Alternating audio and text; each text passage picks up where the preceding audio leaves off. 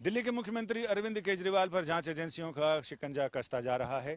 हालांकि मुख्यमंत्री भी अपने कानूनी सलाहकारों से सलाह लेकर उस पर अमल कर रहे हैं। यानी उन्होंने ईडी को ही ये उल्टे पूछा है कि आपने किस लिए मुझे समन किया है और किस लिए आप बुलाना चाहते हैं, क्या वजह है, आप स्पष्ट बताएं। ऐसे में कानून के जानकारों का कहना है कि ये टाइम बाई करने के लिए, यानी समय काटने के लिए, समय और बढ़ाने के लिए ये उपाय किए जा रहे हैं।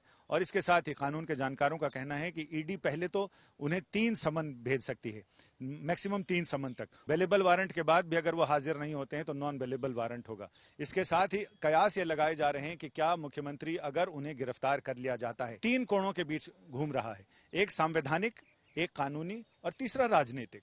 अब हम आपको बताते हैं संवैधानिक क्या। संवैधानिक में मुख्यमंत्री गिरफ्तार भी हो जाते हैं तो उन्हें इस्तीफा देना कोई जरूरी नहीं है। वो मुख्यमंत्री पद पर बने रह सकते हैं तब तक जब तक कि वो इस्तीफा ना दें, या फिर जब। इसके साथ ही दूसरी चीज ये होगी कि गिरफ्तारी होने तक कई चरणों से होकर गुजरना पड़ता है। पहले जांच एजेंसी यानी ईडी उन्हें पूछताछ के लिए बुला रही है।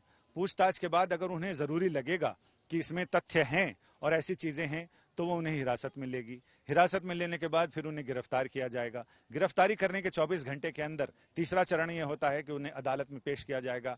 अदालत ये तय करेगी कि उन्हें जुडिशियल कस्टडी में भेजा जाए या फिर पुलिस या ईडी की कस्टडी में। ईडी की कस्टडी में देने के बाद फिर उन्हें कब 15 से 30 दिन तक उन्हें ईडी की कस्टडी में रखा जा सकता है। और पीएमएलए का मामला हो तो उसके बाद फिर उन्हें जुडिशियल कस्टडी में भेजा जाए। तब तक एक बहुत लंबा वक्फा होगा, लंबा समय होगा, लंबा अंतराल होगा जिसमें कि आगे इस पर उपाय किए जा सकते हैं। लेकिन सिर्फ पूछताछ करने या गिरफ्तार करते ही इस्तीफा देने की मजबूरी संवैधानिक मजबूरी नहीं है। दूसरा कानूनी पहलू। कानूनी पहलू में ये 5 स्तर हमने बताए हैं, जिसके बाद फिर पार्टी को तय करना है और मुख्यमंत्री को तय करना है बैठकर, क्योंकि वही पार्टी के कर्ता धर्ता हैं कि आगे का उपाय क्या।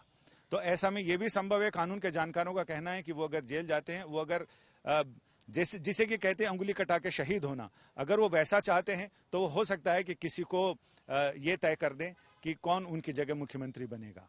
इसमें संविधान कहता है कि विधायक दल तय करेगा कि उनका नेता कौन हो, लेकिन चूंकि सिंगल हैंडेड पार्टियां हैं, इनमें एक ही आदमी सारे निर्णय लेता है, तो ऐसे में जरूरी हो सकता है कि वो किसी अपने विश्वस्त को, जिसमें उनकी पत्नी भी हो सकती हैं सुनीता केजरीवाल, उन्हें वो अपना उत्तराधिकारी बना दें, उन्हें अपनी खड़ाओं की पूजा करने के लिए, राज करने के लिए छोड़ दें।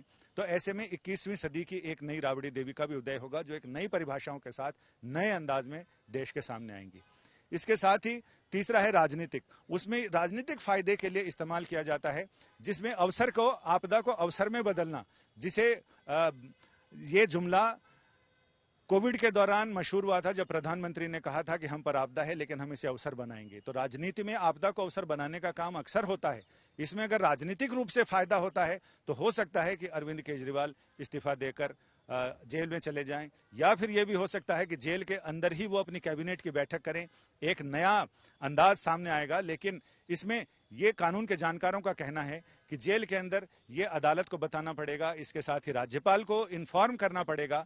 चूंकि कानून ये कहता है कि अगर सिविल मैटर है तो इसमें मंजूरी लेनी जरूरी होती है गिरफ्तारी के लिए, लेकिन अगर आपराधिक मामला है, क्रिमिनल मैटर है, तो इसमें उनको गिरफ्तार किया जा सकता है। लेकिन राज्यपाल और विधानसभा के अध्यक्ष को, स्पीकर को इन्फॉर्म किया जाता है कि आप वैकल्पिक उपाय करें, क्योंकि आपके मुख्यमंत्री को, सरकार के मुख्यमंत्री को हमने इन अपराधों में इन आरोपों में गिरफ्तार किया है। तो यानी कुल मिलाकर ये पूरा मामला संवैधानिक प्रक्रिया, कानूनी प्रक्रिया और राजनीतिक प्रक्रिया, इन तीनों के शिकंजे में है।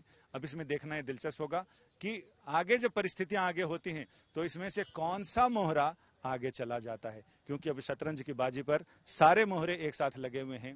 प्यादा एक घर चलता है या फिर घोड़ा 2.5 घर चलता है। कैमरामैन अश्विनी हेलन के साथ संजय शर्मा।